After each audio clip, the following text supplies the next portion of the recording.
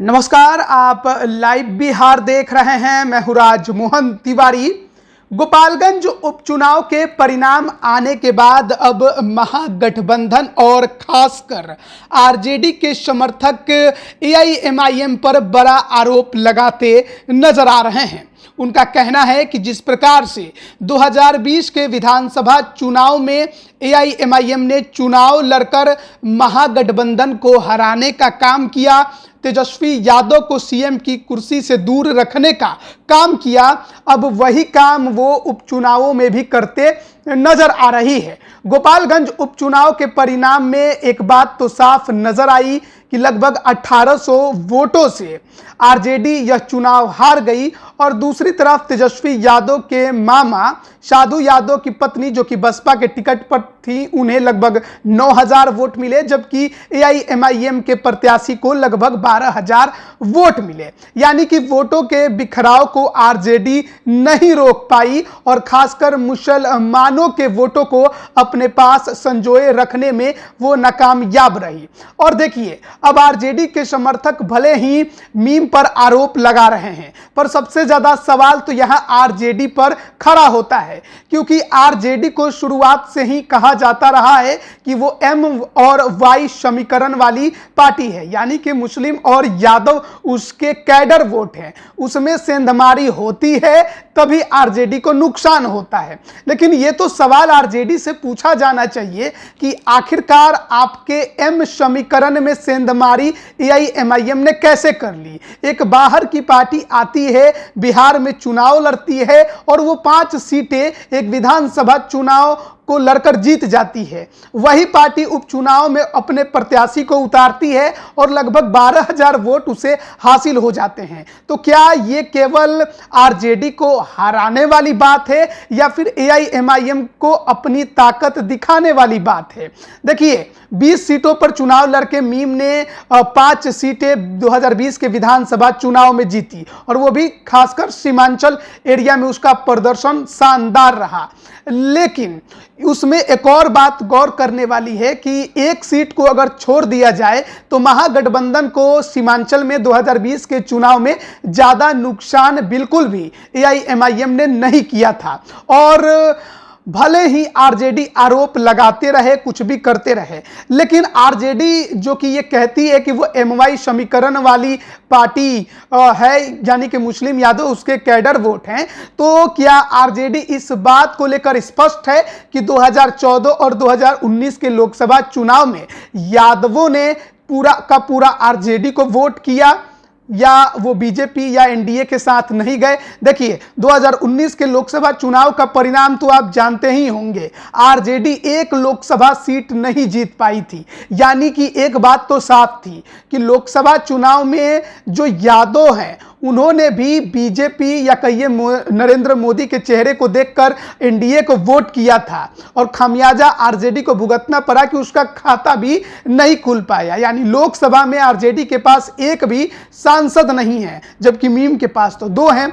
इसके अलावा अगर बात करें मुस्लिम वोटरों की, तो ये आरजेडी की नाकामयाबी है कि वो अपने कैडर वोट को अपने पास नहीं रोक पाई। आखिरकार ऐसा क्या हो गया कि मुसलमान जो हैं वो आरजेडी से छिटक रहे हैं? केवल आरजेडी से नहीं, वो कांग्रेस से भी छिटक रहे हैं और उनको एक विकल्प के तौर पर एआईएमआईएम अब नजर आती है। यानी कि जिस प्रकार से मुसलमानों के नेतृत्व को लेकर आरजेडी और कांग्रेस दम भरते रहे, अब वो खत्म होता नजर आ रहा है। 2020 के विधानसभा चुनाव में भी हमने देखा और अब उपचुनावों में भी ये नजर आ रहा है कि मुसलमानों का भरोसा अब आरजेडी से उठ रहा है। और तभी तो आरजेडी के 12000 वोटर अगर मीम के तरफ खिसक गए, इसका मतलब साफ है कि अब आप पर आपका कैडर वोटर भी भरोसा नहीं कर रहा है। और इसके पीछे आखिर बड़ी वजह क्या है? आरजेडी को तो इस पर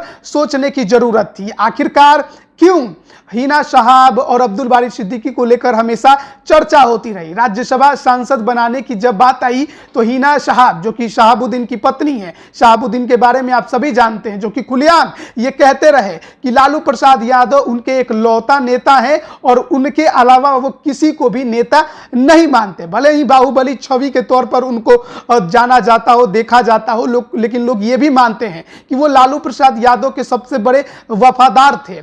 लेकिन उनका जो निधन हुआ उसमें आरजेडी का जो कार्य रहा उसको लेकर भी शहाबुद्दीन के समर्थक कुछ नहीं आए। उसके बाद हिना साहब को राज्यसभा भेजने की बात आई, तब भी आरजेडी ने पीछे पैर खिसका लिया और किसी और को राज्यसभा भेज दिया। इसके बाद जब बारी एमएलसी बनाने की आई तो जो आरजेडी के सबसे पुराने नेता अब्दुल बारी सिद्दीकी के नाम की चर्चा थी, उन्हें छोड़कर कारी शोएब को एमएलसी बना दिया गया। यानी कि मुसलमान जो कि वरिष्ठ नेता आरजेडी में थे उनको कहीं ना कहीं आरजेडी में किनारे किया गया। और देखिए कहा यह जरूर जा रहा है कि खामियाजा आरजेडी इसी का लेकर भुगत रही है। क्या कारी शोएब के अंदर अब्दुल बारी सिद्दीकी जैसी वो क्षमता है कि वो कहीं पर जाकर मुसलमानों के वोट बैंक को एकमुश्त आरजेडी के तरफ कर ले, या हिना साहब के जैसे उनके पीछे भीड़ नजर आती है? नहीं आती है। लेकिन फिर भी आरजेडी कहीं ना कहीं अपने दबंग छवि को दूर करने की कोशिश में अपने वफादार नेताओं से ही दूरी बनाने में लग गई और उसी का खामियाजा अब उसको गोपालगंज में तो भुगतना ही पड़ा। अब चर्चा कुडनी की है क्योंकि एआईएमआईएम ने कहा है कि वो कुडनी उपचुनाव लड़ेगी और कुडनी उपचुनाव अगर वो लड़ेगी तो मुसलमानों की संख्या कुडनी में अच्छी खासी है, तो उसका खामियाजा भी आरजेडी को इस बार भुगतना पड़ सकता है। आखिरकार क्यों मुसलमान वोटों में एआईएमआईएम सेंधमारी करने में कामयाब हो रही है, इस पर ज्यादा जोर देने की आरजेडी को जरूरत है, ना कि एआईएमआईएम को बीजेपी की बी टीम कह देने भर से कुछ होने वाला है। क्योंकि जो पार्टी चुनाव लड़ती है, सीट जीतती है, आप उसको बी टीम कहकर क्या दर्शाने की कोशिश कर रहे हैं? एआईएमआईएम केवल बिहार में तो चुनाव लड़ती नहीं है, वो उत्तर प्रदेश के साथ गुजरात, महाराष्ट्र, तमाम अन्य राज्यों में भी चुनाव लड़ती है और उसने अपनी ताकत दिखाई है, बेहतरीन प्रदर्शन किया है। और शायद ये बड़ी वजह है कि आरजेडी के सामने अब चुनौतियां दिखाई दे रही हैं कि उसके मुसलमान वोटरों में मीम सेंधमारी कर रही है। और यही कारण है कि जो आरजेडी के नेता है, समर्थक है, वो मीम को ही बस कोसते नजर आते हैं। अपने कमियों पर ज्यादा गौर करने की उनको जरूरत है कि आखिरकार एआईएमआईएम के पास उनके कैडर वोट मुसलमान क्यों जा रहे हैं। कांग्रेस को भी इस पर सोचने की जरूरत है। कुडनी में क्या होगा ये तो वक्त बताएगा, लेकिन जो अब तक हुआ है उसने वो दर्शाया है कि मीम की ताकत जो है वो बिहार में लगातार बढ़ रही है। वो 2015 में भी चुनाव लड़े थे लेकिन कुछ नहीं हुआ, लेकिन 2020 में 5 सीटें जीत ली, उपचुनाव में भी 2019 में 1 सीटें जीत ली बिहार में, और 2022 आते आते गोपालगंज में 12,000 से अधिक वोट लेकर आ गए। यानी कि एक बात तय है कि मुसलमानों का भरोसा जो है वो एआईएमआईएम पर धीरे धीरे बढ़ते जा रहा है और ये कहीं ना कहीं आरजेडी को और ज्यादा नुकसान पहुंचाएगा। इसलिए जरूरत है कि आरजेडी इस पर सोचे कि आखिरकार उसके द्वारा ऐसी कौन सी गलतियां हो रही हैं कि जो कैडर वोट मुसलमान हैं वो अब उनसे धीरे धीरे छिटक रहा है। अब देखना होगा कि कुडनी की लड़ाई में एआईएमआईएम कितना बड़ा गेम चेंजर साबित होती है, आरजेडी को कितना नुकसान पहुंचा पाती है। बीजेपी को फायदा पहुंचाने का आरोप तो कुडनी में भी महागठबंधन आरजेडी हो चाहे जेडीयू हो या कांग्रेस हो वो तो लगाएंगे ही, लेकिन एक पॉलिटिकल पार्टी है एआईएमआईएम और उसने ये दावा किया है कि वो हर सीट पर चुनाव लड़ेंगे, जिनको जो कहना है कहें।